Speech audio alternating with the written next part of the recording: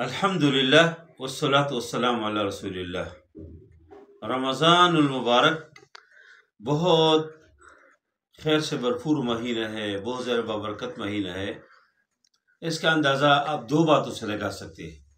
ایک تو نبی کریم صلی اللہ علیہ وسلم کی دعاؤں میں اس کا خصوصی تذکرہ ہے۔ اللہ کے نبی صلی اللہ علیہ وسلم جو فرمایا کہ اللہم بارک لنا فی رجب و شعبان وبلغنا رمضان، اے اللہ شعبان اور رجب کے مہینے میں برکت دے اور خیر و خوبی کے ساتھ ہمیں رمضان تک پہنچائے۔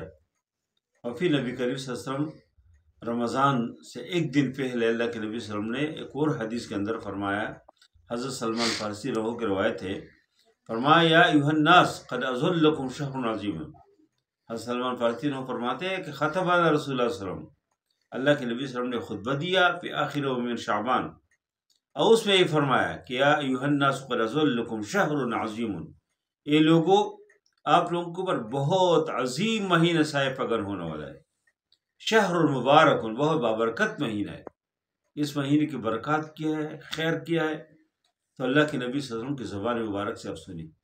اللہ کے نبی صلی اللہ علیہ وسلم نے فرمایا کہ یہ مہینہ جعل اللہ صیامہ فریضہ، اس مہینے کے روزے اللہ نے فرض کیا، ہر مسلمان مومن کو پر لازمی ہے۔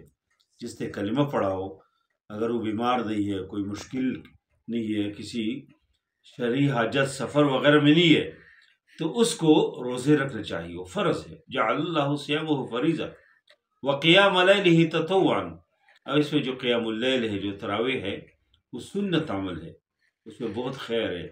جتنی بھی رکعت آدمی پڑھ سکتے ہیں، لیکن پڑھنا چاہیے، سنت ہے کہ اس میں بہت خیر ہے۔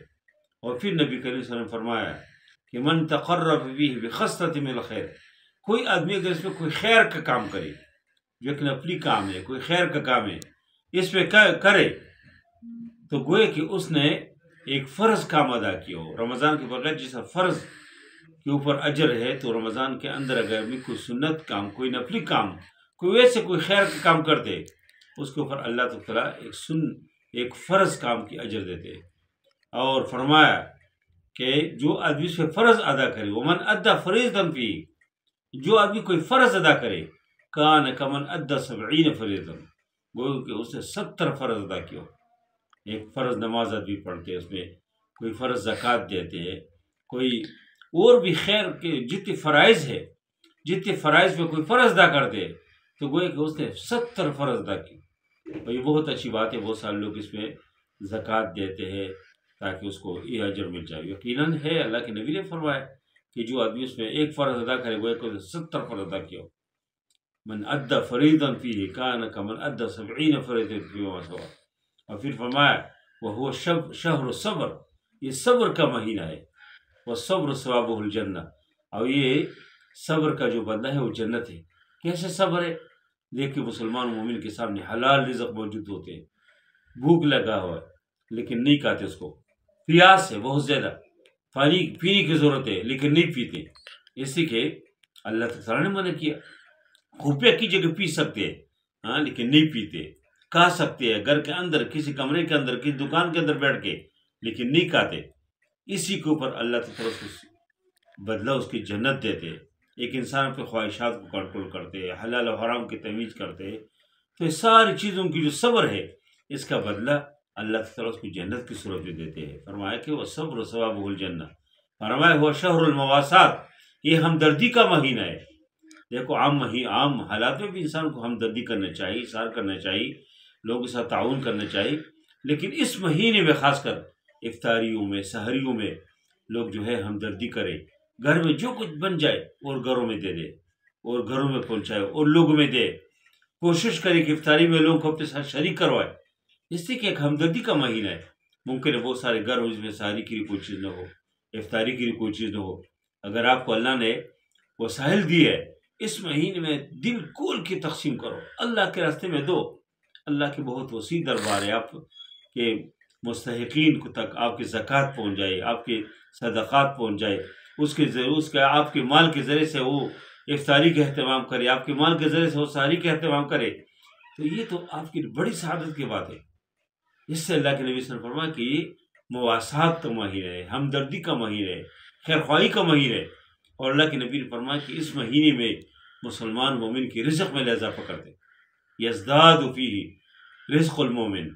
دیکھو اب دیکھ، یہی بینک بیلنس، یہی پیسہ، یہی گھر، یہی آمدن، یہی تنخواہ، ہاں یہ تو ہمیشہ ہے، لیکن رمضان کے اندر اس تنخواہ میں اللہ کی برکت دیتے۔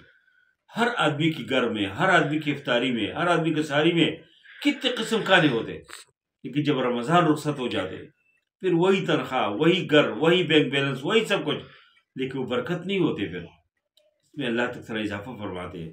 اس سے دسترخوانوں میں دیکھو، آپ کسی پہاڑ میں بھی جائے تو ہر آدمی کے گھر کے اوپر دسترخوان میں بے شمار قسم کے اللہ کی نعمتیں موجود ہوتے۔ یہ اللہ کے نبی نے فرمایا تھا کہ اس مہینے میں یزداد فیہ رزق المومن، مسلمان مومن کی رزق میں اللہ تعالیٰ اضافہ فرما دے۔ اور پھر اللہ کے نبی صلی اللہ علیہ وسلم نے فرمایا کہ من فطر فیہ صائما، جو آدمی کسی روزہ دار کے روزہ کو افطار کرے، کتنی بڑی سعادت ہے۔ کسی کے کھجور سے کوئی روزہ افطار کرے، کسی کے دسترخوان کے اوپر کوئی بیٹھا کھانا روزہ افطار کرے، یا کوئی کسی کے گھر میں راشن دے اور اسی راشن کے ذریعے سے اس کے گھر میں افطاری ہو، تو کتنی سعادت ہے۔ اللہ کے نبی صلی اللہ علیہ وسلم نے فرمایا کہ من فطر فیہ صائما کان لہ مغفرۃ لذنوبہ، ایک تو اس کے گناہوں کو اللہ معاف کریں گے۔ بڑی سعادت ہے۔ ہم تو یہ چاہتے ہیں کہ ہمارے گناہ معاف ہو، ہم سب گناہ گار ہیں، خطا کار ہیں، ہمارے افطاری کی وجہ سے ہم کسی کو افطاری کروائے اس وجہ سے ہمارے گناہ اللہ معاف کریں گے۔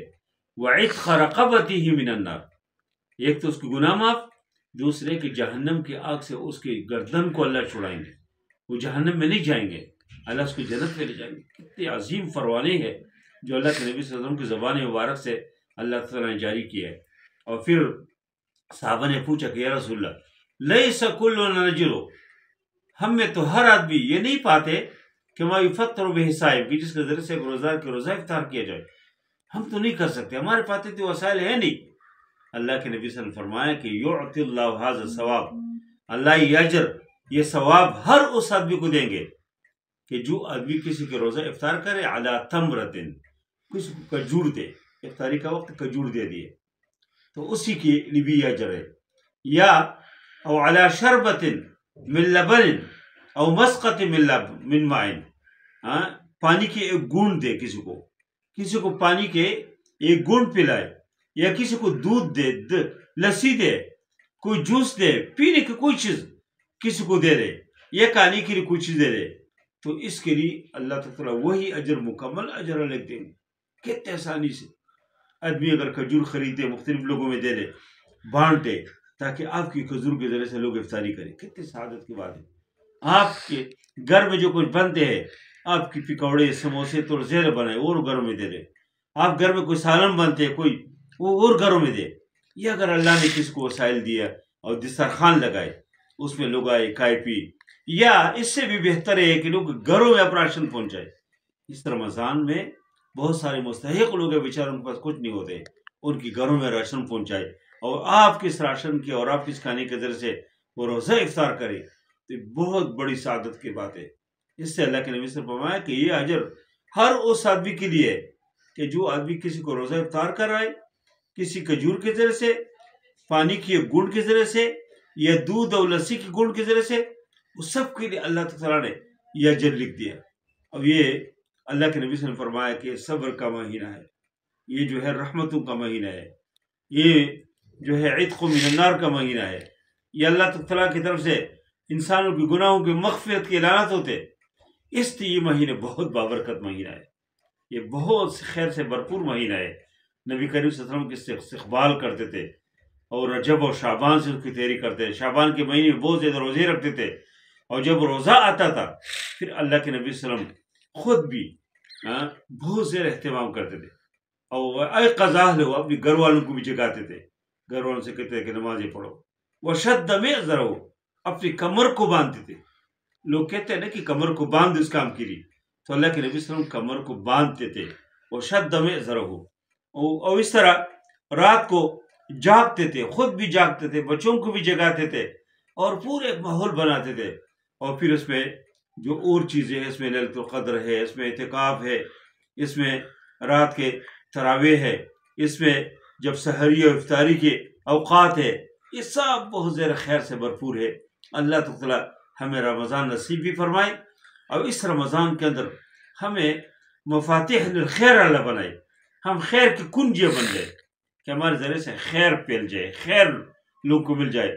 ہم اتنے عبادت کریں، اس طرح عبادت کریں اس انداز سے کہ اللہ تعالیٰ ہم سے راضی ہو جائے، اللہ ہم سے خوش ہو جائے، اللہ ہمارے گناہوں کی معافی کا پروانہ جاری کرے.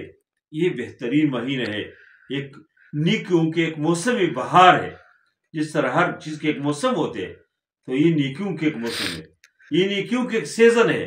جس طرح ہر چیز کے سیزن ہوتے ہیں تو یہ نیکیوں کے سیزن ہے.